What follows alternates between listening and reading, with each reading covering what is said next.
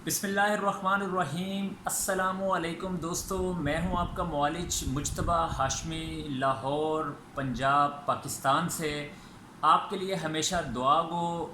आपको अल्लाह ताला हमेशा अच्छी सेहत और तंदुरुस्ती में रखे। दोस्तों, आज से जो हम सिलसिला शुरू कर रहे हैं वो उन छोटी छोटी बीमारियों से हम सिलसिला शुरू कर रहे हैं कि जो वाक़तन छोटी छोटी बीमारियां हैं और थीं, लेकिन आपकी लाइल्मी, आपकी उनको तवज्जो से अटेंड ना करने की वजह से वही बीमारियां बहुत बड़ी बीमारियां बन गई और बाज़ बीमारियों को तो उम्मुल अमराज तक कह दिया गया, यानी कि उनको मर्ज़ों की माँ कह दिया गया। तो दोस्तों, आज मैं आपके लिए एक बीमारी जिसको कि कब्ज़ के नाम से जाना जाता है उस पर थोड़ी सी डिस्कशन करूँगा। कोशिश करूँगा कि इस छोटे से पैगाम में आपको इस मर्ज़ से ख़ुद से थोड़ी सी एफ़र्ट करने के बाद आपको इससे निजात मिल जाए। दोस्तों, आप अच्छी तरह से जानते हैं कि हमने अपनी प्रीवियस लेक्चर्स में हमने ग़िज़ाओं की तकसीम और उनका सकील, देर हज़म, ज़ूद हज़म, जल्द हज़म, उनका भारी होना, उनका हल्का होना, यानी कि उनका आपके बीमार को कैसी ग़िज़ा आपने देनी है, इन सारी बातों को हम वन बाई वन अपनी प्रीवियस वीडियोस में कवर कर चुके हुए हैं। इसके साथ हमने दोस्तों एक लेक्चर इस चीज़ पे भी रखा था कि बीमार क्या खाए, यानी कि बीमार को कैसी ग़िज़ा मिलनी चाहिए, उसको कैसी ग़िज़ा खानी चाहिए। दोस्तों, दिल तो बड़ा करता है कि आपकी ज़िंदगी बड़ी आसान हो जाए और आप ख़ुद ही अपने आप को समझने के काबिल हो जाए और आपको मौलिज या डॉक्टर के दर पे कम से कम जाना पड़े। लेकिन मेरी अगेन कोशिश यही होती है कि आप जब डॉक्टर के पास जाएं तो वो काम आप ख़ुद से ना कर सकें फिर ही आप जाएं। और दूसरी बात यह है कि उस पर आपको भरोसा भी हो, और जब भरोसे से कोई काम किया जाता है तो वो काम फिर अच्छे रिज़ल्ट्स भी आपको देता है। तो दोस्तों, आज हम कब्ज़ के बारे में बात करेंगे। कब्ज़, कॉन्स्टिपेशन जिसको बोला जाता है। दोस्तों, ये खुश्की का मर्ज़ है। आपके अंदर खुश्की इंतहा पकड़ लेती है, वही खुश्की आपकी आंतों में चली जाती है, वही खुश्की फिर जब स्टूल आप पास करने की कोशिश करते हैं तो उसमें स्टूल पास करने में आपको प्रॉब्लम आती है। आप दो दो दिन वेट करते हैं कि आपकी जो अंतड़ी है, वो आपकी जो आंत है, वो अपनी नेचुरल मूवमेंट के ऊपर उस बहाने को ख़ारिज करे, लेकिन ऐसा नहीं होता। बाज़ का बहाना आपको नामुकम्मल आता है, बाज़ का आपको बलगम आना शुरू हो जाती है और यानी आपकी तबीयत में वो ताज़गी का एहसास ही ख़त्म हो जाता है। तो मैंने देखा कि मोस्टली पेशेंट जो है ना, वो इस मर्ज़ का बड़े बुरे तरीके से शिकार हैं। तो दोस्तों, आज मैं इसी चीज़ पे बात करूँगा। आम तौर पे जिस्मानी कमज़ोरी या खुश्क अग़ज़िया का इस्तेमाल, या फिर आपका पानी का कम इस्तेमाल, या फिर आपके जिस्म में रोगनियात की कमी, ये सारी की सारी चीज़ें आपके जिस्म में खुश्की क्रिएट करती हैं, खुश्की पैदा करती हैं। और बाज़ बात दोस्तों, हम लोग बाथरूम जब जाते हैं तो हमारी तवज्जो उस काम की तरफ नहीं होती। यानी कि मैंने ये चीज़ ऑब्ज़र्व किया है कि बहुत सारे लोग मोबाइल यूज़ कर रहे होते हैं उस वक़्त। यानी ये एक्सपीरियंस में ये चीज़ आई है, सुनने में आई है और ये ऑब्ज़र्व भी की गई है कि मोबाइल यूज़ कर रहे होते हैं उस ऐसे ख़ास टाइम में कि जिसमें उनकी तवज्जो पूरी की पूरी अपने उस काम की तरफ होनी चाहिए। और इसमें दोस्तों कहा जाता है आम तौर पे कि आपकी जो सीधा पैर है, इस पर अगर आप वज़न डालें, थोड़ा सा दबाव डालें और आप अपने पेट को थोड़ा सा टांग के साथ आप प्रेस करें तो आपकी वो पहाने का जो अखराज है वो आसानी से हो जाता है। लेकिन दोस्तों, बाज़ का देखा गया कि बड़ी जानलेवा और बड़ी मुश्किल कंडीशन और सूरत हाल आप लोगों की होती है। आप इस चीज़ से चाहते हुए भी आप अपना कोई अच्छा रोल इसमें प्ले नहीं कर सकते। फिर बहुत सारे लोग हैं वो मेडिकेशन का सहारा लेते हैं, मेडिसिन का सहारा लेते हैं और दवाइयाँ खाते हैं और फिर मतलब इस फासद मादे से उनकी जान छूटती है। दोस्तों, मैं अल्हम्दुलिल्लाह तिब्बे यूनानी का नुमाइंदा आपके लिए हमेशा से अच्छे और आसान जो है मशवरे आपके लिए लेके आता हूँ। लेकिन नुस्खा नवीसी के मैं नुस्खा ख़ुद से बनाने के मैं शुरू से ही ख़िलाफ़ हूँ।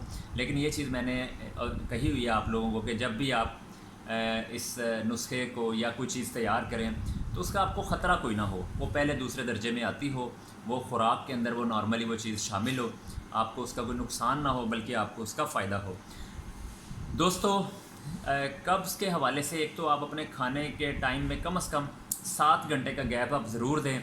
खाना खाने से पहले आप पानी पिएं। खाने के दौरान आप सिर्फ़ 1 या 2 घूंट पी सकते हैं।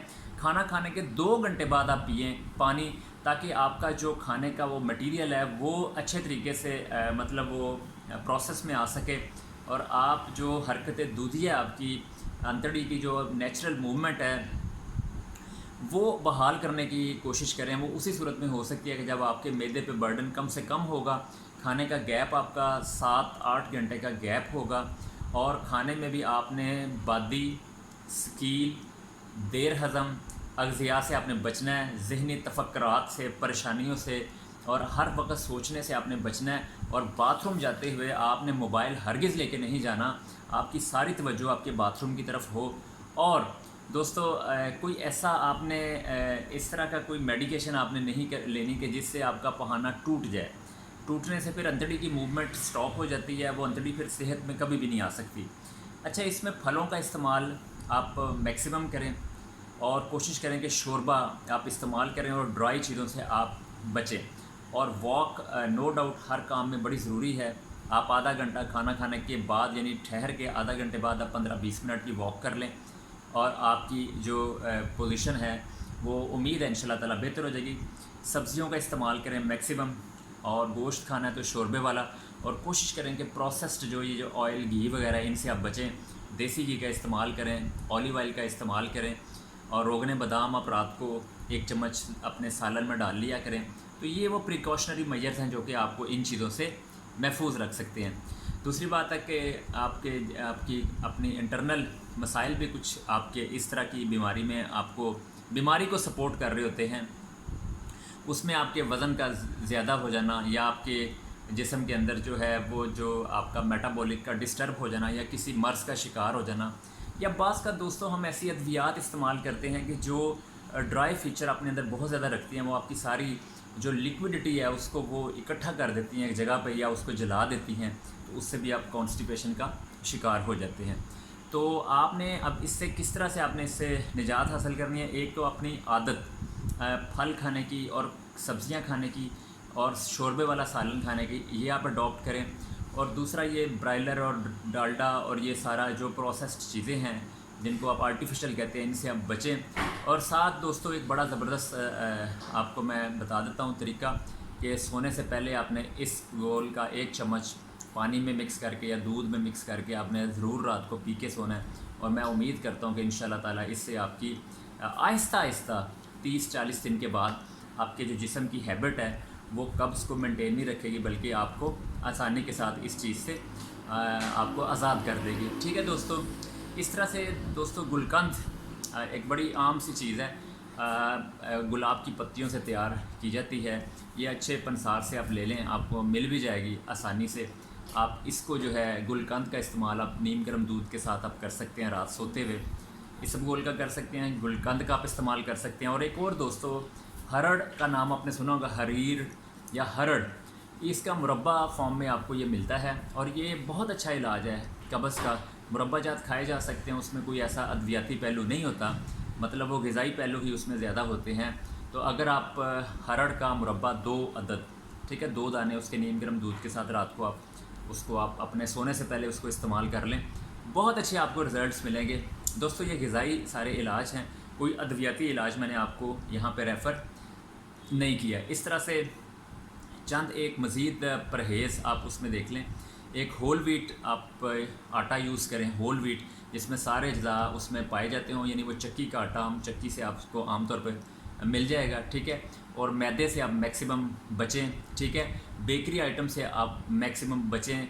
चावल आप थोड़े इस्तेमाल करें, मिठाइयों का इस्तेमाल आप कम से कम कर दें, ठीक है। और इस तरह से जो हैवी ग़िज़ाएँ जितनी भी हैं, आपके सिरप आए हैं, आपकी ये जो कलेजी और इस तरह से जो लाहौरी आमतौर पर पराठे और ये सुबह सुबह ये हलवा पूड़ी और पूड़े और हैवी किस्म की चीज़ें, इनसे आप जो है वो अवॉइड करें। गर्म चीज़ों से भी आप परहेज़ करें, वो भी खुश्की पैदा करती हैं। गोश्त है, अंडा है, मछली, मगज़ियात वगैरह, इनसे आप परहेज़ करें। हल्की जूद हज़म आप ग़िज़ा लें और मैं उम्मीद करता हूँ कि आप इंशाल्लाह ताला इस ख़तरनाक जो बन जाती है, होती नहीं है, बन जाती है ख़तरनाक, इस बीमारी से आप छुटकारा पा लेंगे। इस दुआ के साथ मैं इस वीडियो को एंड करता हूँ। आपका कोई भी दोस्तों क्वेश्चन हो आप कमेंट्स में लिखें, मैं 24 आवर्स आपके लिए अवेलेबल हूँ। और आपको कोई मसला आप मेरे से डिस्कस करें। तो कब्ज़ से छुटकारा हासिल करने के आपको मैंने 3 तरीके बताए हैं, फिर से एक दफ़ा सुन लें। इसबगोल का 1 चम्मच नीम गर्म दूध में, ठीक है, आपने हरड़ के मुरब्बे के 2 दाने आपने दूध के साथ रात को खाने हैं, या गुलकंद का एक बड़ा चम्मच आप नीम गर्म दूध, नीम गर्म दूध जो है ना वो बड़ा इसमें इंपॉर्टेंट है। वो आपकी लिक्विडिटी को बहाल करता है और आपको सुबह अजाबत बाफरागत, यानी अच्छे तरीके से आप जब उससे फ़ारिग होते हैं तो आप यकीन करें कि वो एक खुशी ही अपनी होती है। तो दोस्तों अल्लाह ताला आपको सेहत तंदुरुस्ती दे, इस दुआ के साथ आपसे इजाज़त चाहूँगा। नेक्स्ट वीडियो में किसी नए रूटीन के मर्ज़ के साथ आपको एहतियाती तदाबीर आपको बताऊँगा। तब तक के लिए इजाज़त, अल्लाह हाफिज़।